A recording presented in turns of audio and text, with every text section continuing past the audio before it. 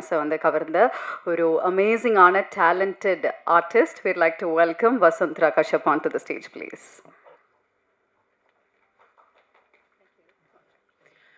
எல்லாருக்கும் வணக்கம். Thank you. Especially பத்திரிக்கை நண்பர்கள் மறுபடியும் எங்களுக்கு வந்து சப்போர்ட் பண்ணதுக்கு, இந்த மாதிரி நல்ல படங்களுக்கு சப்போர்ட் பண்ணதுக்கு ரொம்ப ரொம்ப நன்றி. அண்ட் இங்கே வந்ததுக்கு ரொம்ப நன்றி. இந்த படம் வந்து எல்லாரும் சொல்கிற மாதிரி ஒரு based on a true life event. So நம்ம எக்ஸ்பெக்ட் பண்ணுற மாதிரி அந்த எக்ஸ்ட்ரீம்லி ஹீரோயிக் மூமெண்ட்ஸ், அந்த ட்ராமடைசேஷன், அந்த எக்ஸ்ட்ரா சினிமா வந்து இதில் வந்து காட்டாமல் ஒரு ட்ரூ டு லைஃபாக வந்து பண்ணி ஒரு இம்பார்ட்டண்ட்டான சப்ஜெக்டை பற்றி படம் பண்ணதுக்கு அண்ட் அதில் என்ன இன்க்ளூட் பண்ணதுக்கு very big thanks to JP sir. நான் வந்து நிறைய இன்டர்வியூவில் சொல்லியிருக்கேன், அவரோட ஒர்க் பண்ணுறது வந்து ஜனாசரோட ஒர்க் பண்ணுற மாதிரி இருக்குன்னு. பிகாஸ் எனக்கு படம் முழுக்க அந்த ஒரு இம்ப்ராவ், ஒரு இம்பல்சிவ் வைப், ஒரு வந்து ட்ரூ டு ஹார்ட் வைப்பில் ஒர்க் பண்ண மாதிரி தான் இருந்தது. So I am just very grateful இந்த படத்தில் ஒரு பாட்டாக இருந்ததுக்கு. ஐ திங்க் நிறையா பேர் பேச வேண்டியிருக்கு, ஸோ ரொம்ப ஷார்ட்டாக வச்சுக்கிறேன். நான் வந்து கேஜிஆர் சார் பண்ணுறாருன்னு என் ஃப்ரெண்ட்ஸ் கிட்ட சொன்ன போது தேவை like is it the same KGR, water transformation. இவங்கெல்லாம் வந்து 5 வருஷம் ஜிம் போனவங்க. ஸோ அவங்களாம் வந்து கொஞ்சம் லைட்டாக நீங்கள் ரொம்ப ஃபீல் பண்ணியிருப்பாங்கன்னு நினைக்கிறேன். நீங்கள் பண்ண ஹார்ட் ஒர்க் பார்த்து, ரிசல்ட்டை பார்த்து. It was very impressive. And Peter Hein master, நான் வந்து நினச்சி பார்க்கல இவரோ இந்த மாதிரி ஒரு பர்சனோட எனக்கு ஒர்க் பண்ண சான்ஸ் கிடைக்கும்னு. அண்ட் ஐ திங்க் இவரோட ஒரு படம் பண்ணால் ஒரு 5 படம் பண்ண மாதிரி. Very very fantastic. எல்லாரையும் சொல்லணும். கிப்ரான் சார் சொல்லவே தேவையில்லை, ஹீ இஸ் ஃபேபியுலஸ். இந்த பிளேலிஸ்ட் தான் எனக்கு லூப்பில் ஓடிக்கிட்டு இருக்கு இப்போது. பட் நான் படத்தில் ஒரு டைலாக் சொல்லியிருப்பேன் கடைசியில், நீங்கள்லாம் பார்த்தப்போ எங்களுக்கு உங்களை விட்டால் யார் இருக்காங்கன்னு. அதே மாதிரி இந்த படத்துக்கு உங்களை விட்டால் யார் இருக்காங்க. நீங்கள் வந்து இது வரைக்கும் சூப்பராக சப்போர்ட் பண்ணியிருக்கீங்க எங்களுக்கு. அண்ட் எஸ்பெஷலி இந்த மாதிரி young producers Arun, Prashanth, Ajith. Where is Prashanth? Arun, Prashanth, Ajith, இந்த மாதிரி யங் ப்ரொடியூசர்ஸ் வந்து ஒரு ரொம்ப சீரியஸான சப்ஜெக்ட் மக்களுக்கு போக வேண்டும்னு ஒரு ரொம்ப சினிமேட்டிக்காக கமர்ஷியலாக சும்மா like bunch of songs, bunch of item numbers அதெல்லாம் பண்ணாமல் ஒரு முக்கியமான சப்ஜெக்டை எடுத்து சொல்கிறதுக்கு அந்த படம் ஹிட் ஆகணும். அது ஹிட் ஆச்சுன்னா தான் மறுபடியும் நல்ல படங்கள் வரும். அண்ட் நீங்கள் எப்போவுமே நல்ல படங்களுக்கு சப்போர்ட் பண்ணியிருக்கீங்க. நான் பண்ண எல்லாத்துக்கும் நீங்கள் சப்போர்ட் பண்ணியிருக்கீங்க. அண்ட் ஐ ஹோப் தட் நீங்கள் இந்த படத்தை பார்த்து உங்கள் ஹார்ட்டை டச் பண்ணி இவங்களையும் ரொம்ப நல்லா சப்போர்ட் பண்ணீங்கன்னு நம்புகிறேன். Thank you very much. படத்துடைய டைரக்டர் தென்பதியன் சார் அவர்களை அன்போடு அழைக்கிறோம்.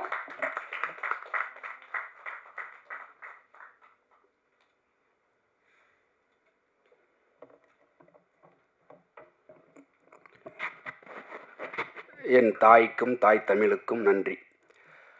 வந்திருக்கிற அனைத்து பத்திரிகையாளர்களுக்கும் ரொம்ப பொறுப்போட நான் ரொம்ப மகிழ்ச்சியோடைய நன்றி சொல்லிக்கிறேன். இந்த படம் ஆரம்பித்த கதைக்கு முன்னாடி உங்களோட பங்களிப்பை பற்றி பேசி முடிச்சிட்றேன். இந்த படம் என்னவா ரிசீவ் ஆகுங்கிறதுல நிறைய டவுட் இருந்துச்சு எனக்கு. ஏன்னா நல்ல கதை பண்ணணுங்கிறதுல தெளிவாக இருந்து பண்ணி முடிச்சிட்டோம்.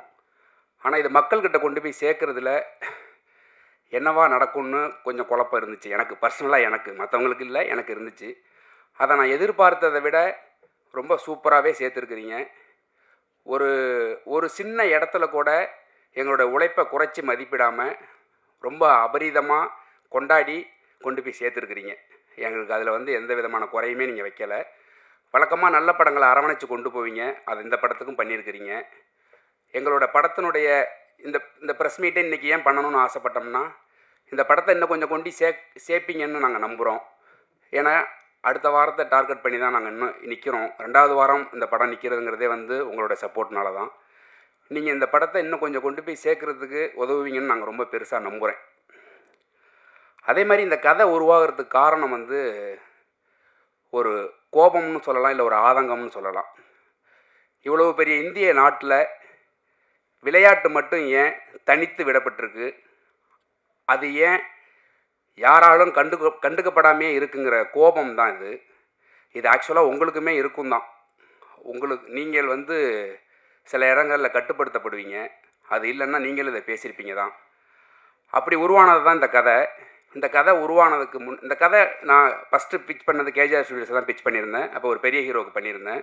அப்புறம் சில காரணங்களால் அது தள்ளி போயிட்டே இருந்ததுனால அப்புறம் நான் வெளியில் போயிட்டேன், கம்பெனிலேருந்து வெளில போயிட்டேன். அப்புறம் நான் வேறு கதை ஒர்க் பண்ணிகிட்டு இருக்கும்போது திருப்பி இந்த கதையை பண்ணலான்னு தோணும்போது இந்த கதைக்குள்ள ரிசர்ச் ஆரம்பித்தேன். ஆக்சுவலாக ஸ்கிரிப்ட் முடிச்சுட்டு தான் ரிசர்ச்சே நான் ஆரம்பித்தேன். அப்படி போகும்போது இந்த கதையில் நான் பார்த்த மனிதர்கள், நான் கேட்ட விஷயங்களெல்லாம் வந்து என்னை ரொம்ப கொடூரமாக அச்சுறுத்த ஆரம்பிச்சிருச்சு. எனக்கு பயம் வந்துருச்சு. ஏன்னா நான் ஒரு புது டைரக்டர். நான் வந்து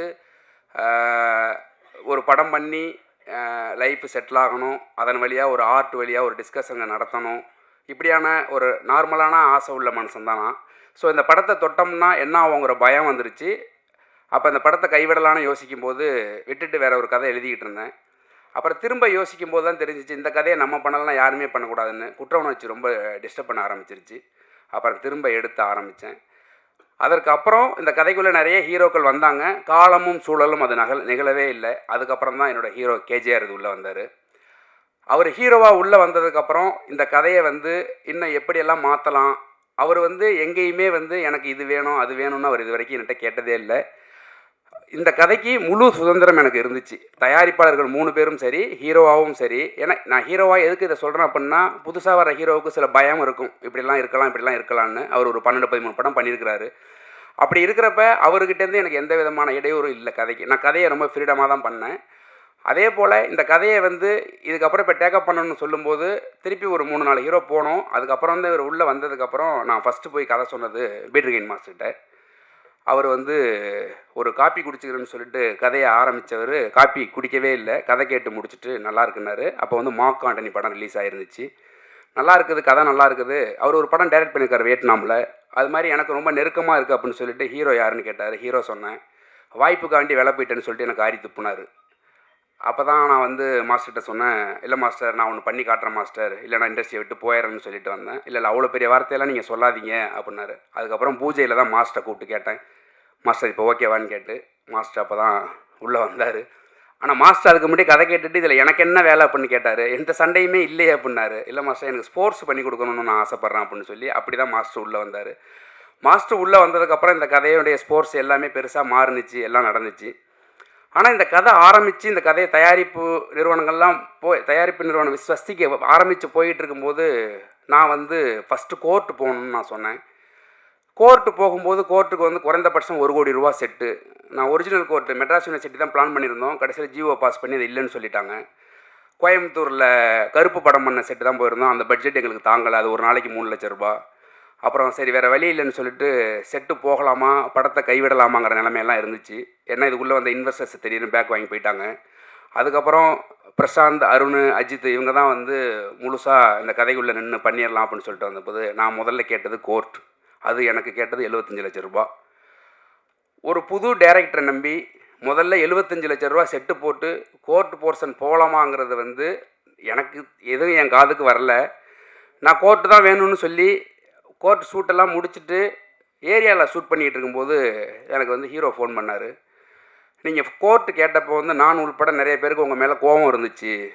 என்ன ஒரு புது டைரக்டர் வந்து எடுத்தோடனே கோர்ட் வேணும்னு கேட்குறாரு, அதுவும் 75 லட்ச ரூபா கேட்குறாரு, இது எப்படி சாத்தியம் அப்படின்னு நிறைய கோபம் இருந்துச்சு, நிறைய பேருக்கு இருந்துச்சு அப்படின்னாரு. அது அப்போ சொன்னார், ஆனால் நீங்கள் விடாப்பிடியாக இருந்து அந்த கோர்ட் வாங்கி நீங்கள் ஒன்று பண்ணிவிட்டு இப்போ ஒன்று பண்ணுறது வந்து நீங்கள் என்ன நினச்சி பண்ணீங்களோ அது ஒர்க் அவுட் ஆகிருக்கு அப்படின்னாரு. எனக்கு என்னென்னா பயம். எனக்கு வந்து நான் என் ஹீரோவை வந்து நான் ப்ரெசென்ட் பண்ணுறதை வந்து ஒருத்தங்க கூட ரிஜெக்ட் பண்ணக்கூடாதுன்னு ரொம்ப தெளிவாக இருந்தேன். அவர் தயாரிப்பார், அதெல்லாம் எனக்கு தேவையில்லாத விஷயம். என்னோடய ஹீரோ என் கதைக்குள்ளே இருக்கிற கதையினுடைய மாந்தன் நான் கொண்டாந்து மக்கள் முன்னாடி வைக்கும்போது அந்த ஹீரோவை யாருமே ரிஜெக்ட் பண்ணக்கூடாதுன்னு ரொம்ப தெளிவாக இருந்தேன். அப்படி இருக்கிறப்ப கேஜேஆருக்கு வந்து இது முதல் படம். அவருக்கு நடிப்பு எந்த அளவுக்கு இருக்குங்கிறதுல எனக்கு ஒரு சின்ன டவுட் இருக்கிறதுனால கதைப்படி 2வது பாகத்தில் வர கோர்ட்டை நான் முதல்ல ஷூட் பண்ணேன். சில நடுக்கம், தயக்கம் எல்லாத்தையும் நான் கோர்ட்டில் யூஸ் பண்ணேன். ஏன்னா கதைப்படி அவன் கோர்ட்டுக்கு போகும்போது பயப்படணும், நடுங்கணும். ஆனால் அதை ஷூட் பண்ணி அவரை எக்ஸ்பீரியன்ஸாக மாற்றி ஃபஸ்ட் ஹாஃபை செகண்டாகவும் செகண்ட் ஹாஃபை ஃபஸ்ட்டாகவும் நான் ஷூட் பண்ணேன். அதனுடைய அவுட்புட்டை இன்றைக்கி அவர் அனுபவிக்கிறார். அந்த அன்னைக்கு எனக்கு ஃபோன் பண்ணி சொன்னார், நான் அன்றைக்கி ஒரு வார்த்தை ஒன்று சொன்னேன், அந்த ரெக்கார்டிங்கோட நான் வச்சுருக்கிறேன், நான் இன்றைக்கி தான் டேரக்டராக நான் ஃபீல் பண்ணுறேன் அப்படின்னு சொல்லிட்டு நான் சொன்னேன். உங்களுக்கு ஞாபகம் இருக்கும்னு நினைக்கிறேன். அந்த மாதிரி இந்த கதையில் நிறைய சம்பவங்கள் நடந்திருக்குது. ஏன் இதை நான் குறிப்பிட்டு சொல்கிறேன் அப்படின்னா, அப்படி சின்ன சின்னதாக பார்த்து பண்ணி தான் இந்த படத்தை வந்து நாங்கள் ரொம்ப பொறுப்போடு தான் இந்த படத்தை கொண்டாந்து விட்டுருக்குறோம். அதே மாதிரி இந்த படத்துக்குள்ளே வந்த இன்வெஸ்டர்ஸ் பேக் வாங்கினதுக்கு அப்புறம் இவங்க 3 பேரும் அந்த படத்தை எங்கே போய் என்ன பண்ணாங்க, எதை விற்றாங்க, என்ன பண்ணாங்கன்னு தெரியாமல் தான் அந்த படத்தை நடத்தி முடிச்சிருக்கிறோம். இப்போ இந்த படம் வந்து உங்கள் முன்னாடி நாங்கள் கொடுத்துருக்குறோம். அதை நீங்கள் வந்து நாங்கள் எந்த அளவுக்கு பொறுப்போடு பண்ணமோ அதே பொறுப்போடு தான் நீங்கள் அணுகிருக்கிறீங்க. எனக்கு அதில் வந்து ரொம்ப சந்தோஷம் எனக்கு. அதே மாதிரி இந்த படத்துக்குள்ளே first Ghibran sir, technician wise இப்போ பேசுகிறேன். ஜிப்ரன் சார் உள்ளே வந்தது வந்து எனக்கு ப்ரொடக்ஷனில் கொடுத்த மியூசிக் டைரக்டர் வேறு மியூசிக் டைரக்டரு. எனக்கு ஹைதராபாத் கதை சொல்ல போகணும். என் மூஞ்சி சரியில்லை. என்னை கூப்பிட்டு கேட்டாங்க ஏன் மோரை தொங்குதுன்னு. இல்லை நான் ஜிப்ரன் சார் பார்க்கணும் அப்படின்னேன். அப்புறம் உடனே போங்க அப்படின்னாங்க. நான் ஜிப்ரன் சாரை போய் பார்த்தேன். எனக்கு கதை சொல்ல வராது. 10 நிமிஷத்துக்கு மேலே எனக்கு கை காலெலாம் உதற ஆரம்பிச்சிடும். கதை சொல்ல வராது. நான் 10 நிமிஷம் கதை சொன்னேன். கதை சொல்லி முடித்த உடனே அவர் ஒன்று சொன்னார். நீங்கள் கதை பண்ணியிருக்கிற லேண்ட்ஸ்கேப்பில் நான் 2 வருஷம் ஒர்க் பண்ணியிருக்கிறேன் என்ஜிஓவில் அப்படின்னாரு. என்னோடய வேலை எல்லாமே அங்கே முடிஞ்சிருச்சு. அதுக்கு அடுத்து 15 நாளில் எனக்கு ஷூட்டு. ஒரு அம்மா சாங் ஒன்று எடுக்கணும். அவர் ஒரு டியூன் போட்டு ரொம்ப ஆர்வமாக அனுப்புனார். பட் எனக்கு வேறு சுச்சுவேஷனால் அதுக்கு முதல் நாளே நான் ஷூட் முடிச்சிட்டேன். அவர்கிட்ட நான் சொல்லலை. அப்புறமா சாங் அனுப்புனே ஷூட் எங்கன்னாரு. மாஸ்டர் அண்ணா ஷூட் முடிச்சிட்டேண்ணே அப்படின்னு சொல்லிட்டு அந்த சாங்கில் இப்போ வரைக்கும் ஒரு கரெக்ஷன் கூட பண்ணலை. அந்த சாங் அப்படியே தான் யூஸ் பண்ணோம். அதுதான் செகண்ட் ஹாஃபில் ஒரு அம்மா சாங், பானுமதி சாங்கு. அதே போல் விஸ்வா இந்த கதைக்குள்ளே வந்தது அது ஒரு பெரிய ஃபாலோஅப்பு. வந்ததுக்கப்புறம் உள்ளதை மட்டும் பேசுவோம். விஸ்வா கதைக்குள்ளே வந்ததுக்கப்புறம் ஏன்னா ஏற்கனவே வேறு கேமராமேன், அதேமாதிரி கம்பெனியில் எனக்கு வேறு பெரிய கேமராமேன் கொடுத்துருந்தாங்க. இந்த பெரிய கேமராமேன்லாம் நான் வேண்டான்னு சொன்னதோ, மியூசிக் வேண்டான்னு சொன்னதோ நான் பெரிய இவன் அப்படிங்கிறதுக்காண்டி இல்லை. எனக்கு ஒரு பயம். கொஞ்சம் டிஸ்கஸ் பண்ணி ஒர்க் பண்ணணும். அந்த ஸ்பேஸ் இருக்குமா இருக்காதாங்கிற ஒரு பயம் தான், வேறு எதுவுமே கிடையாது. நான் எப்போவுமே எனக்கு பயம், ஒரு வேலை மீது பயம் இருக்கிற வரைக்கும் தான் நான் கிரியேட்டராக இருக்க முடியும்னு நம்புவேன். என்றைக்கு அந்த பயம் போய் அலட்சியம் வருதோ அன்றைக்கி நான் ஒதுங்கிடணும்னு நம்புகிற ஆள்னா. அந்த மாதிரி தான் விஸ்வாவை நான் உள்ளே கொண்டு வந்தப்போ ப்ரொடக்ஷனுக்கு கொஞ்சம் பயம் இருந்துச்சு. சரி ஓகே. அதே நேரத்தில் ஹீரோவும் ஒரு சின்ன டெஸ்ட் ஷூட் பண்ணணும்னு ஆசைப்பட்டார். அவரோட கான்ஃபிடென்ட்டுக்கு அந்த டெஸ்ட் ஷூட் ஒன்று ஸ்டுடியோவில் பண்ணும்போது அன்றைக்கி 2 பேருக்கும் டெஸ்ட் ஷூட்டு, ஹீரோவுக்கும் டெஸ்ட் ஷூட்டு, டிஓபிக்கும் டெஸ்ட் ஷூட்டு.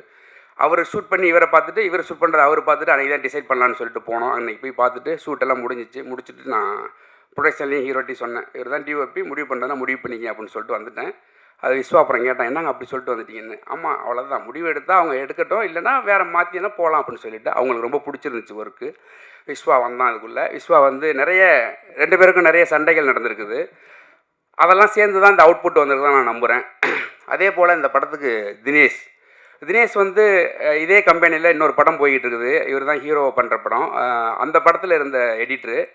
இந்த படத்துக்கு வேறு ஒரு எடிட்டர் வச்சுருந்தோம். சில காரணங்களால் பண்ண முடியாத சூழல்னால அதுக்கப்புறம் தினேஷ் வந்தான். அருண் தான் என்கிட்ட கேட்டாப்புல, இந்த மாதிரி எடிட்டர் வர சொல்லியிருக்கிறோம் அப்படின்னா, வர சொல்லுங்கள், என்ன பண்ணணும்னா படம் பார்க்க சொல்லுங்கள் அப்படின்னு சொல்லிட்டு நான் போயிட்டேன். அப்புறம் படம் பார்த்துட்டு தினேஷ் வந்து பார்த்துட்டு, முதல்ல உனக்கு கதை பிடிச்சிருந்தா ஒர்க் பண்ணுப்பா, இல்லைனா ஒர்க் பண்ணாதப்பா அப்படின்னு நான் சொன்னேன். அவன் என் மூஞ்சை இறங்க பார்த்தான், என்ன இருந்தாலும் இப்படி பேசுகிறான்னு. அப்போ கதை பார்த்து முடித்ததுக்கப்புறம் தினேஷ் இல்லை நான் இந்த படம் நான் பண்ணுறேனே அப்படின்னு சொன்னான். திரும்பவும் சொல்கிறேன், எனக்காகவோ கம்பெனிக்காகவோ பண்ண வேண்டாம், உனக்கு கதை பிடிச்சிருந்து ஒர்க் பண்ணு. ஏன்னா நான் ஒரு வேலை செஞ்சேன் அப்படின்னா அது யாருக்காகவும் செய்ய மாட்டேன், அதை எனக்காக மட்டும்தான் செய்வேன். என்னோடய ஏடிஸும் அப்படி தான் இருப்பாங்க. எனக்கு திருப்திப்பட்டால் மட்டும்தான் அது வேலைன்னு நான் நம்புவேன். அந்த மாதிரி கேட்டப்போ அவன் பண்ணுறேன்னு சொல்லி வந்தப்போ எனக்கு ஒரு பெரிய சவால் இருந்துச்சு. நான் கிட்டத்தட்ட ஒரு 4 மணி நேரம் 20 நிமிஷம் ஃபுட்டேஜ் வச்சுருந்தேன் ரஃப் கட் பண்ணி. எனக்கு நான் பெத்த பிள்ளையை அடிக்கவே முடியாதுல்ல, எங்கேயுமே கட் பண்ணவே தோணலை. 4.5 நிமிஷம் பார்த்தா இண்டஸ்ட்ரியை விட்டு அனுப்பிடுவாங்க. அப்போ என்ன பண்ணுறதுங்கும் போது அந்த பழைய எடிட்டர் இந்த உலகத்துக்குள்ளே எனக்கு போக முடியலை சொன்னார். அது ரொம்ப புதுசாக இருந்துச்சு. அப்புறம் தான் தினேஷ் எப்படி கட் பண்ணலான்னு கேட்டான். நீ தானே எடிட்டர், நீ கட் பண்ணி காட்டுப்பா அப்படின்னேன். ஒரு வெர்ஷன் கட் பண்ணி காமிச்சான். அன்றைக்கி தான் என் பொண்டாட்டிட்டு நான் சொன்னேன், படம் நல்லா வந்துருண்டி அப்படின்னு. அவ்வளோ ஹோப் கொடுத்தான் தினேஷ். ஃபஸ்ட்டு படம், ஆல்ரெடி ஒரு படம் பண்ணிக்கிட்டு இருக்கிறான் அந்த கம்பெனியில். ஆனால் இது ஃபஸ்ட்டு ரிலீஸ் ஆனதுனால இது ஃபஸ்ட்டு படம். ஆனால் கமிட் ஆனது அந்த படம் தான். தினேஷ் அப்படி தான் இதுக்குள்ளே வந்தது. தினேஷ் ரொம்ப ஹோப் கொடுத்தான். நிறைய இடங்களில் என் பேச்சை மீறி நடந்துச்சு சில விஷயங்கள். பட் அது எல்லாமே இப்போ நல்லதாக நடந்ததுனால நம்ம அதை பற்றி பேச வேண்டாம். அதே போல் இந்த படத்துக்கு சம்பத் ஆழ்வார் தான் சவுண்ட் டிசைன். நான் கம்பெனியில் நான் ரொம்ப அடம் பிடிச்சி வாங்கினேன். ஏன்னா அந்த படத்தை கொஞ்சம் சவுண்டிங்காக நல்லா ஒர்க் பண்ணலான்னு எனக்கு ஒரு பெரிய கனவு இருந்துச்சு. அத்லட் படம் பண்ணுறோம், நிறைய படங்கள் வந்திருக்குது. சவுண்டுக்கு பெரிய ஃபோக்கஸ் பண்ண மாட்டாங்க, சவுண்டை விட்டுருவாங்க. சவுண்டோட வேல்யூ இங்கே ரொம்ப கம்மிங்கிறதுனால நான் காலா படம் பண்ணும்போது சவுண்டோட வேல்யூ தெரிஞ்சுக்கிட்டேன். அதனால் சவுண்டாக நல்லா ஒர்க் பண்ணுறதுக்காண்டி நான் சம்பத் ஆழ்வார் சார் கேட்டு வாங்கினேன். அவர் அங்கே பாலிவுட்டில் ஒர்க் பண்ணுறவர். அவரை கேட்டு வாங்கி அந்த படத்துக்கு நியாயம் சேர்க்குற அளவுக்கு அவர் எனக்கு பண்ணி கொடுத்தாரு. அவருக்கு திருப்தி இல்லை. கொஞ்சம் நாங்கள் டக்குன்னு ரிலீஸ் டேட்டு ஃபிக்ஸ் பண்ணதுனால அது ரொம்ப சரியாக அவருக்கு டைம் கொடுக்க முடியலை. அதே போல் தான் ஜிப்ரன் சாரும் படம் ஃபைனல் ஒர்க்கு போயிட்டு இருக்கும்போது திடீர்னு வைரல் ஃபீவர் எனக்கு பக்குன்னு அடிக்குது, என்ன பண்ணுறதுன்னு தெரில. அப்புறம் ஒரு வழியாக முடிச்சு கொடுத்தாரு. அதே போல் இந்த படத்துக்கு ஒர்க் பண்ண முக்கியமாக ஆர்ட் டைரக்டர் என்னோடய ஃப்ரெண்டு தான் அவன், ராமு தங்கராஜ். அவன் இந்த படத்துக்கு கோட் போடும்போது அவன் எடுத்தோடனே சொன்னது, "நீ வேலையை முடிச்சிரு, பேர் வேணா நான் போட்டு என் பேரை போட்டுக்க" அப்படின்னா. அப்படி தான் ஆரம்பிச்சது முதல் டிஸ்கஷன். ஏன்னா ஒர்க்குக்குள்ளே நிறைய நொரநாட்டியம் சொல்லிக்கிட்டே இருப்பேன். அப்படி ஆரம்பித்து எல்லாம் முடித்து செட்டை பார்க்கும்போது செட்டில் நான் சொல்லிட்டேன், அப்போதைக்கு வரைக்கும் ஜெய்பீமோட செட்டு தான் ரொம்ப டாப்பில் இருக்கும், அதை நம்ம உடைக்கணும்டா அப்படின்னு சொன்னோம். அதை உடச்சிருக்கிறோன்னு நினைக்கிறேன். ஏன்னா ஹீரோட ஃப்ரெண்ட்ஸு சீஃப் அட்வொகேட்ஸ் 2-3 பேர் வந்தாங்க, ஹைகோர்ட் அட்வொகேட்ஸ் பார்க்குறதுக்கு. அவங்க ரொம்ப பிரமாதமாக இருக்குதுன்னு சொன்னாங்க. அதுதான் ஃபஸ்ட்டு எனக்கு ரொம்ப சந்தோஷமாக இருந்துச்சு.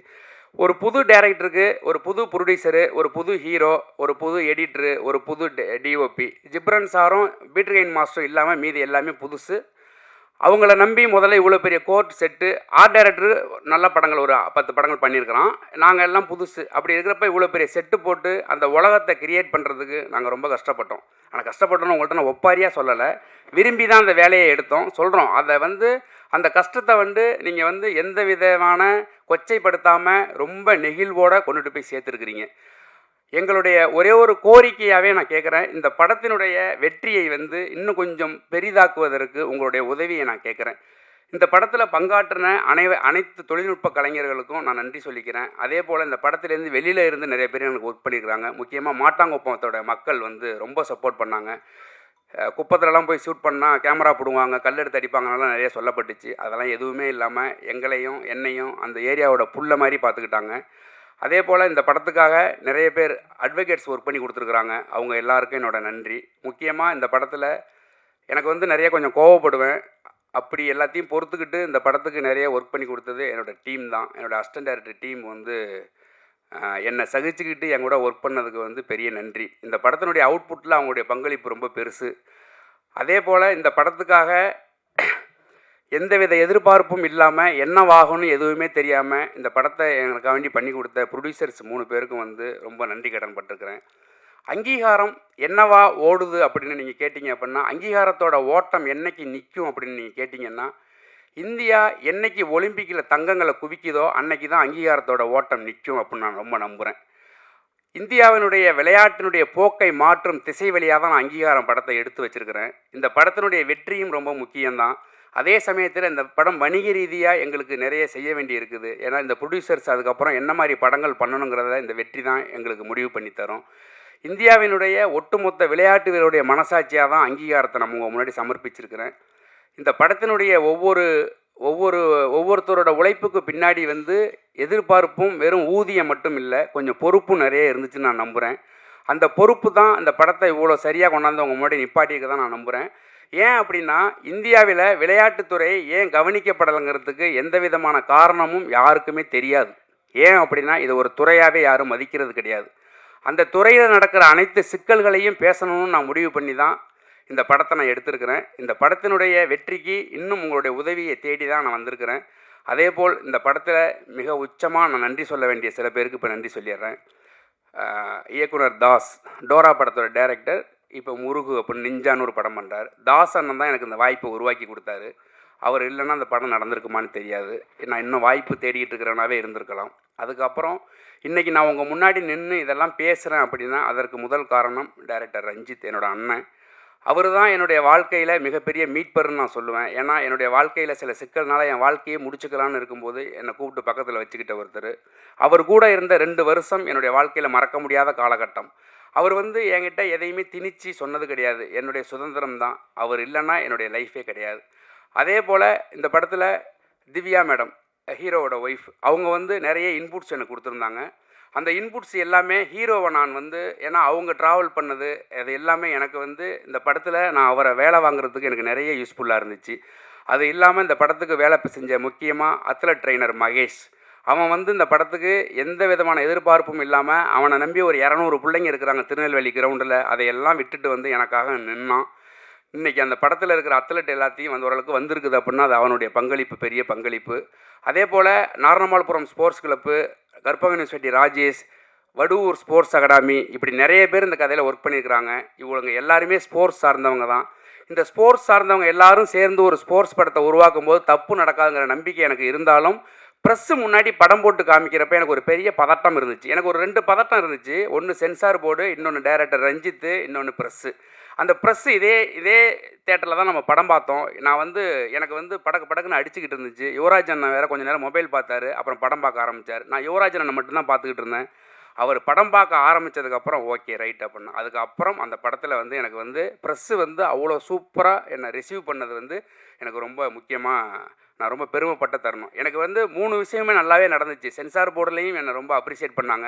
ப்ரெஸ்ஸு நீங்களும் அப்ரிஷியேட் பண்ணீங்க. மக்களும் நல்லா கொண்டாடி இருக்கிறாங்க. என்னோடய வாத்தியாரும் ரொம்ப நெகிழ்வாக இருந்தார். இதையெல்லாம் சேர்த்து இந்த படத்தை வணிக ரீதியாக மாற்றுறதுக்கான வேலையில் தான் நாங்கள் இப்போ இறங்கியிருக்கிறோம். ஏன்னா இந்த படம் வணிக ரீதியாக ஜெயிச்சே ஆகணும். ஏன்னா வணிக ரீதியான வெற்றி மட்டும்தான் திரும்ப என்ன போல் இருக்கிற ஒரு இயக்குனரை வெளில கொண்டு வரும். இல்லைனா திரும்ப இந்த கதைகள் திரும்ப திரும்ப நான் நல்ல சினிமா கெட்ட சினிமான்னு நான் பிரித்து பேச விரும்பலை. எல்லாத்துக்கும் ஒரே உழைப்பு தான். சிந்தனை ரீதியான வேறுபாடு தான் இங்கே இருக்க ஒழிஞ்சு எல்லாமே ஒரே சினிமா தான். எல்லாத்துக்கும் ஒரே உழைப்பு தான். இந்த சினிமாவை கொண்டுட்டு போய் சேர்க்கறதுக்கு பின்னாடி இருக்கிற எவ்வளோ வழி இருக்குதுன்னு உங்களுக்கு தெரியும். பல படங்களுடைய ப்ரொமோஷனுக்காக பெருசாக பேசப்பட்டவர் கேஜேஆர். அவர் ஹீரோவாக நடித்த படத்தில் நாங்கள் எங்களால் முடிஞ்ச எங்கள் சக்திக்கு உட்பட்ட எல்லாத்தையும் பண்ணிக்கிட்டு தான் இருக்கிறோம். இன்னும் நீங்கள் உங்களுடைய ஒத்துழைப்போடு இதை கொண்டு போய் சேர்த்து இந்த படத்தை வணிக ரீதியாக மாற்றினீங்கன்னா ஸ்வஸ்திக் விஷன்லேருந்து அடுத்து கேட்டிருக்கிற லைனப் எல்லாமே ப்ராஜெக்டாக மாறும். உங்களுடைய பொன்னான நேரத்தை எனக்கு கொடுத்ததுக்கு ரொம்ப நன்றி. ஏதாவது விடுபட்டு இருந்துச்சுன்னா நான் அவங்கள மன்னிச்சுக்கோங்க. இந்த படத்தை நாளை முதல் தமிழ்நாடு ஃபுல்லாக தேட்டர் விசிட் போகிறோம் டீம் ஃபுல்லாகவே. இந்த படத்தை கல்லூரிகள்லேருந்து நிறைய நல்ல ரெஸ்பான்ஸு, மக்கள்கிட்டேருந்து நல்ல ரெஸ்பான்ஸு, அது எல்லாமே நீங்கள் கொண்டு போய் சேர்த்தது தான். அதனால் திரும்ப திரும்ப உங்கள்கிட்ட நான் கெஞ்சி கேட்டுக்கிறேன். இன்னும் கொஞ்சம் இந்த படத்தை கொண்டு சேர்க்கறதுக்கு உங்களால் முடிஞ்ச உதவிகளை செய்யுங்க. நான் உங்களை சேர்க்கலைன்னு சொல்லவே இல்லை. இன்னும் கொஞ்சம் சேர்த்து உதவுங்கன்னு தான் சொல்கிறேன். வந்திருந்த அனைவருக்கும் என்னோட நன்றி. வந்து ஒரு படம் ரிலீஸ் ஆகுது அப்படின்னாலே வந்து தெரியும் எந்த அளவுக்கு குவாலிட்டியாக இருக்கும் அப்படின்னு. அறம், ஹீரோ, டாக்டர், அயலான் இந்த மாதிரி மெமரபிளான மூவிஸ் எல்லாம் நமக்கு கொடுத்துருக்கக்கூடிய ஒரு சக்ஸஸ்ஃபுல்லான ஒரு பேஷனேட்டான ஒரு ப்ரொடியூசர். சரி, இவர் ப்ரொடியூசராக இருக்கார், அடுத்தது ஹீரோவாக வரும்போது எப்படி வருவார் அப்படிங்கிற ஒரு டவுட் எல்லாருக்கும் இருந்தது. பட் எந்த அளவுக்கு ஒரு பேஷனேட்டான ப்ரொடியூசரோ அதே மாதிரி ஒரு பேஷனேட்டான ஒரு ஆக்டர் அப்படிங்கிறது வந்து அவர் ப்ரூவ் பண்ணியிருக்காரு. பவர்ஃபுல்லான பெர்ஃபார்மன்ஸ் இன்னைக்கு இந்த படத்தில் கொடுத்து எல்லாரோட ஒரு ஃபேவரட்டான ஒரு ஆக்டராக மாறி இருக்கிற நம்மளோட கேஜேஆர் அவர்களை அன்போடு அழைக்கிறோம். Please sir.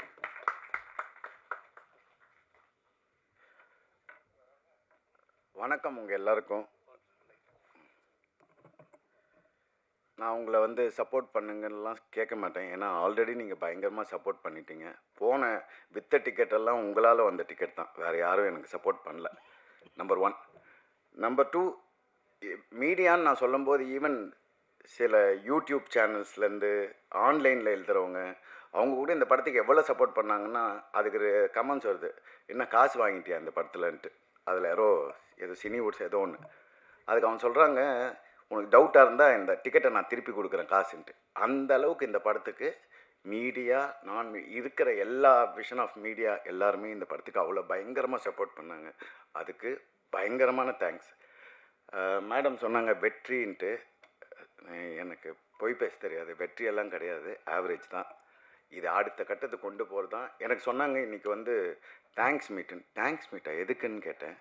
இது மாதிரி நான் சொன்னேன் அதெல்லாம் வேணாம் அப்படின்னேன். இல்லை ப்ரெஸ்ஸுக்கு தேங்க்ஸ். சரி ஓகே, அதுக்குன்னா நம்ம பண்ணலான்ட்டு. டு பி ஃப்ராங்க் ஆல்ரெடி நீங்கள் பண்ணிட்டீங்க. இதுக்கு மேலே உங்களை கேட்குறதுக்கு எனக்கு என்னன்னு தெரியல. ஏன்னா இந்த படம் வந்து முந்தானத்தோ ஆஃபீஸில் உட்காந்துருக்கும்போது நான் இருக்கேன்னு தெரியாமல் அந்த ப்ரொடியூசர்கிட்ட ஒரு டிஸ்ட்ரிபியூட்டர் பேசுகிறார், இதுக்கு தான்ப்பா நீ அந்த ஹீரோவை போட்டு எடுத்துருக்கணும், இன்னத்துக்கு இந்த படம் எங்கேயோ போயிருக்கோன்ட்டு. இந்த அளவுக்கு வந்து பேசுகிறாங்க. என்கிட்டயே வந்து நேற்று ஒரு டிஸ்ட்ரிபியூட்டர் ஒழுங்காக வந்து எதாவது லவ் படம் ஏதாவது ஒரு கலக்கி போட்டு பரோட்டா போட்டு அது மாதிரி பாட்டு போட்டு எடுத்துருக்கலாமே, அதுதான் இந்த ஜனங்க நான் சொன்னேன் இல்லை, நான் அறம் பண்ணும்போதும் 5 நாள் ஒருத்த வரல, ஷோ பிரேக்கு. இந்த படமும் ஊர் சைடெலாம் ஷோ பிரேக் ஆச்சு. நான் எல்லா தேட்டர் ஓனருக்கும் நேற்று ஃபோன் பண்ணி நான் பர்சனலாக, சார் இப்போ தான் சார் பிக்கப் ஆகுது, கொஞ்சம் ஹோல்ட் பண்ணுங்கள் 2 அது மாதிரி இன்னும் எனக்கோசரம் நான் வந்து ஒரே வார்த்தை சொன்னேன். இந்த அங்கீகாரத்தில் இந்த கோர்ட்டில் செகண்ட் ஹாஃபில் பேசுகிற மாதிரி இந்த ஒரு தடவை சான்ஸ் கொடுங்க, ஒரு தடவை. நான் ஜெயிக்கிறதுக்கு இல்லை, இந்த 3 ப்ரொடியூசர் ஜெயிக்கணும்.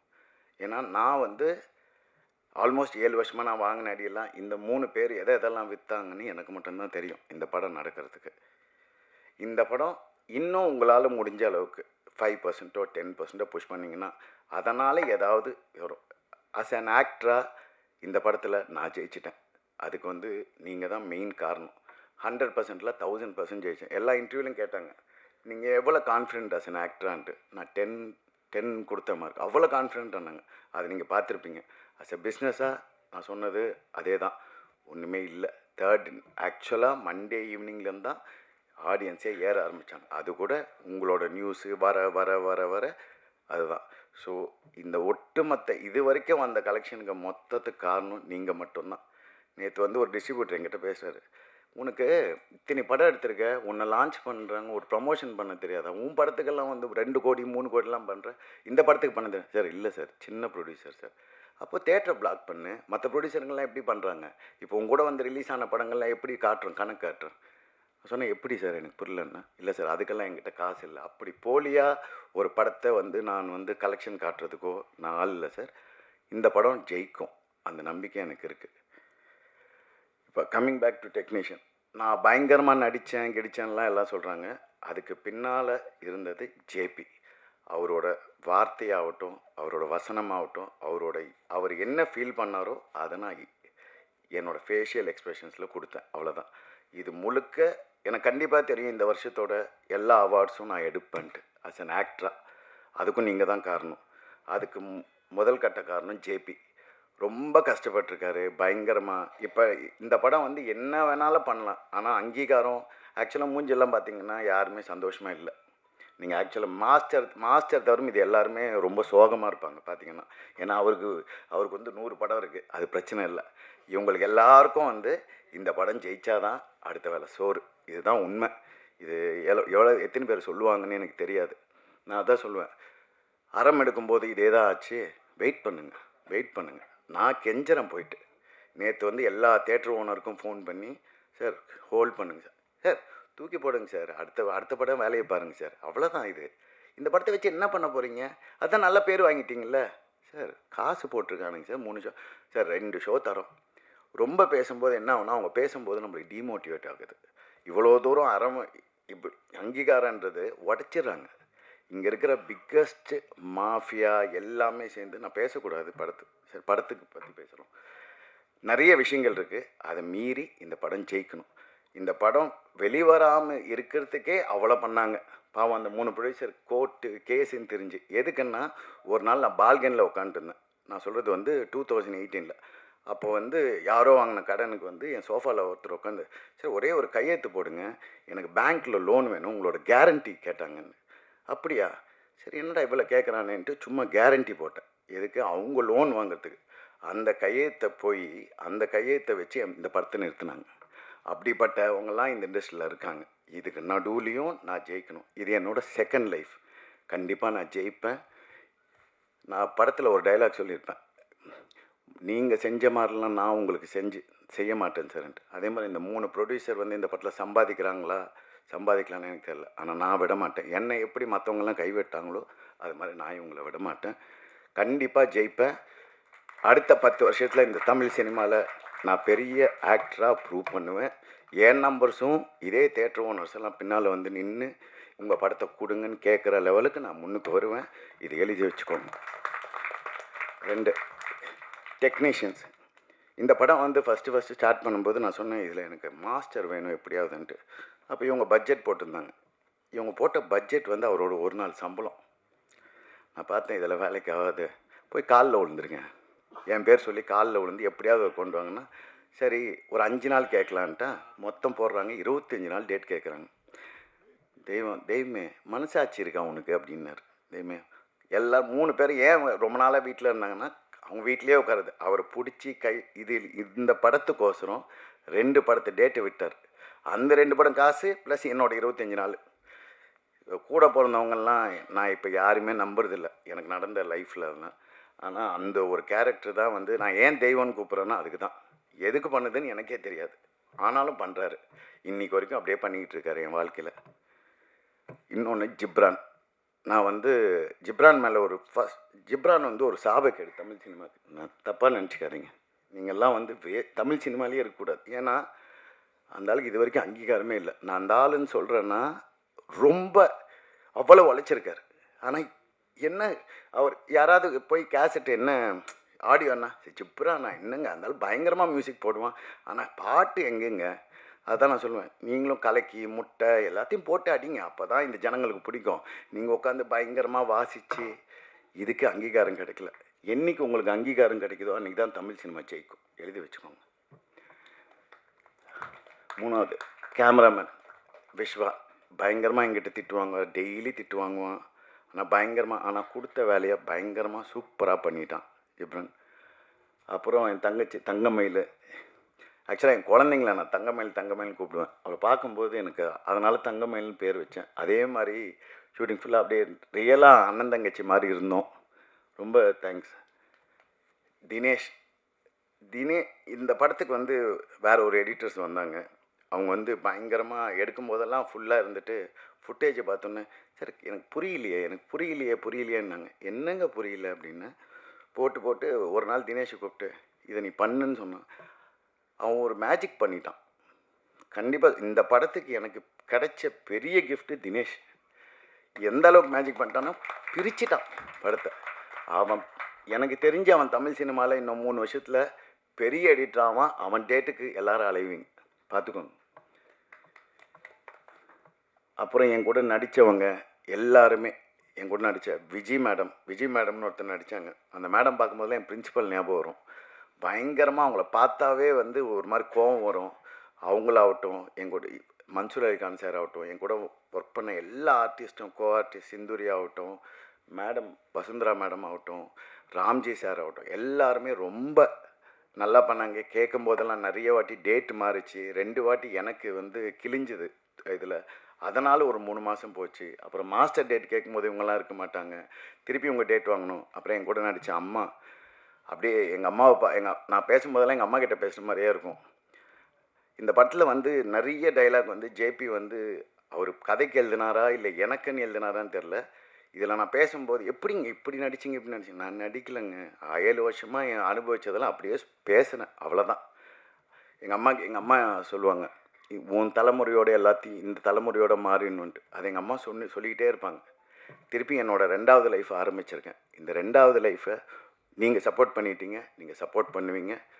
உங்கள் சப்போர்ட்டுக்கு எல்லாமே நன்றி. இதுக்கு மேலே எனக்கு பேச தெரியல. ரொம்ப தேங்க்ஸுங்க, ரொம்ப தேங்க்ஸ்.